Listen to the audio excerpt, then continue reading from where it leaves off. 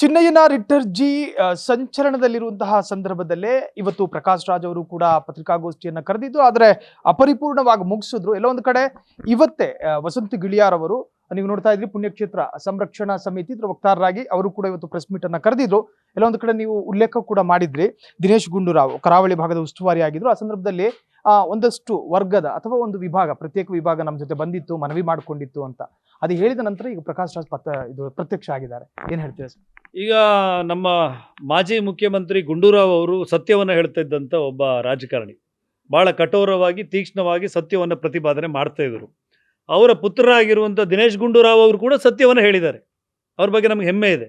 ದಕ್ಷಿಣ ಕನ್ನಡ ಜಿಲ್ಲೆಯ ಅಂದಿನ ಉಸ್ತುವಾರಿ ಸಚಿವರಾಗಿರುವಂಥ ದಿನೇಶ್ ಗುಂಡೂರಾವ್ ಅವರು ಎಡಪಂಥೀಯರ ಒತ್ತಡದ ಮೇರೆಗೆ SIT ರಚನೆ ಮಾಡಲಾಗಿದೆ ಅಂತೇಳಿ ಸ್ಪಷ್ಟಪಡಿಸಿದ್ರು. ರಾಜ್ಯದ ಉಪಮುಖ್ಯಮಂತ್ರಿ ಆಗಿದ್ದಂಥ DK ಶಿವಕುಮಾರ್ ಸರ್ ಇದು ಷಡ್ಯಂತ್ರ ಅಂತ ಹೇಳಿದರು. ಇದರಲ್ಲಿ ನಿರ್ವಿವಾದ. ಇವತ್ತು ಅದೇ ಚಿನ್ನಯ್ಯ ಅವರು ಎಡಪಂಥೀಯ ಇಡೀ ದೇಶದಲ್ಲಿ ಯಾವುದೇ ಎಡಪಂಥೀಯ ಮೂಮೆಂಟ್ಸ್ ಆದರೂ ಕೂಡ ಅದರಲ್ಲಿ ಒಂದು ಪ್ರಮುಖವಾದಂಥ ಹೆಸರು ಪ್ರಕಾಶ್ ರಾಜ್. ಈಗ ಕಾಕ್ರೋಚ್ ಜನತಾ ಪಾರ್ಟಿಯ ಸಭೆಗೆ ಪ್ರಕಾಶ್ ರಾಜ್ ನಿನ್ನೆ ಬಂದು ತನ್ನ ಬೆಂಬಲ ವ್ಯಕ್ತಪಡಿಸ್ತಾರೆ. ಅಂದರೆ ಒಂದು ಲೆಫ್ಟ್ ವಿಂಗ್ನ ಒಬ್ಬ ಅಗ್ರೇಸರ ಪ್ರಕಾಶ್ ರಾಜ್. ಆ ಪ್ರಕಾಶ್ ರಾಜ್ ಈ ಬುರುಡೆ ಪ್ರಕರಣದಲ್ಲಿ ಇದ್ದಾರೆ.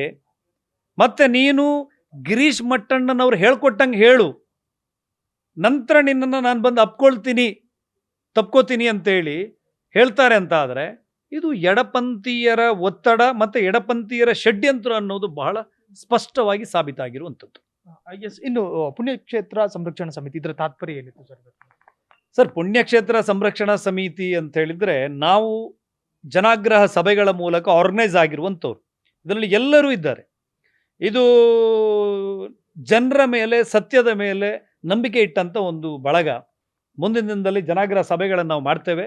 ಮತ್ತು ಸರ್ಕಾರಕ್ಕೆ ಮನವಿಯನ್ನು ಮಾಡ್ಕೊಂಡಿದ್ದೀವಿ. ಇವತ್ತು ಅಧಿಕೃತವಾಗಿ ಬೇಕಾದರೆ ಮುಖ್ಯಮಂತ್ರಿಗಳನ್ನ ಭೇಟಿ ಮಾಡಿ ನಾವು ಪತ್ರವನ್ನು ಕೊಡ್ತೇವೆ. ಅದಕ್ಕೆ ಸರ್ಕಾರ ಸ್ಪಂದಿಸದೆ ಹೋದಾಗ ಮುಂದಿನ ಅವಕಾಶ ಇರುವಂಥದ್ದು ಕೇಂದ್ರದ ಬಾಗಿಲನ್ನು ಬಡಿಯುವಂಥದ್ದು.